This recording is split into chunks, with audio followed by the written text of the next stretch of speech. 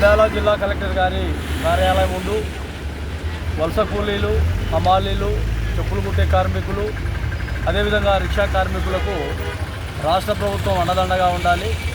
వాళ్ళ జీవన విధానాల్లో మార్పులు చేర్పులు చేసే విధంగా చాలా వరకు ఈ కార్మికులకు కొన్ని ఏళ్ల నుండి ఎక్కడ కూడా పెన్షన్లు వచ్చినట్టు ఏర్పాటు చేసినట్టు ఏ పాలకులు కానీ, ఏ రాజకీయ పార్టీలు కానీ, ఎవరు కానీ ఇప్పుడు అప్కమింగ్ కూటమి ప్రభుత్వం కానీ ఈ కార్మికులకు ఎటువంటి ఇబ్బందులు లేకుండా చేసే విధంగా వాళ్ళ జీవితాలలో, వాళ్ళ దుర్భర పరిస్థితుల జీవితాలలో మార్పులు తీసుకుని వచ్చే విధంగా వాళ్ళకు పింఛన్లు ఏర్పాటు చేయాలని ఒక సంకల్ప విధానంలో వాళ్లకు మినిమం అంటే ఒక 10,000 రూపాయలు ఆర్థిక విధానాలతో పింఛన్లు ఏర్పాటు చేయాలి. అదేవిధంగా రోడ్లపైన చెప్పులు కుట్టే కార్మికులకు వాళ్లకు దాదాపు దుమ్ము ధూళికి ఇబ్బందులు గురవుతున్నారు.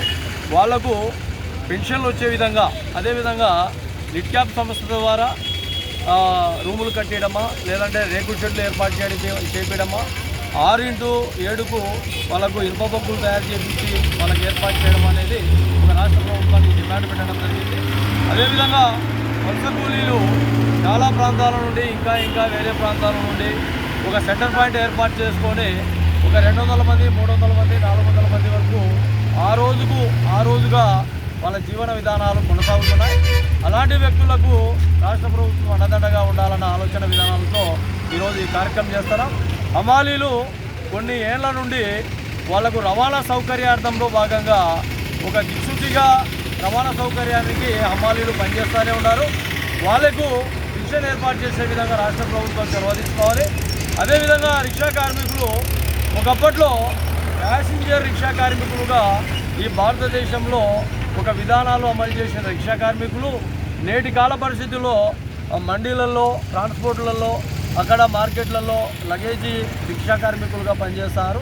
వీళ్ళందరికీ రాష్ట్ర ప్రభుత్వం చొరవ తీసుకోవాలి. ఈ అసంఘటిత కార్మికులకు అన్ని విధాలుగా రాష్ట్ర ప్రభుత్వం అండదండగా ఉండే విధంగా ప్రభుత్వం చొరవ తీసుకోవాలి. రేపు పెన్షన్లు ఏర్పాటు చేసే విధానంలో ఎక్కడ కూడా పరిమితి లేకుండా వాళ్ళకు పెన్షన్లు ఏర్పాటు చేసి వాళ్ళ ఆర్థిక విధానాల్లో, వాళ్ళ జీవన విధానాల్లో, వాళ్ళ పిల్లల చదువు భవిష్యత్తులో కూడా మంచి పునాది ఏర్పాటు చేయాలని కూటమి ప్రభుత్వానికి ఈరోజు మేడం కలెక్టర్ గారికి కూడా ఈ విషయాన్ని వినవించడానికి ఈరోజు ఈ కార్యక్రమం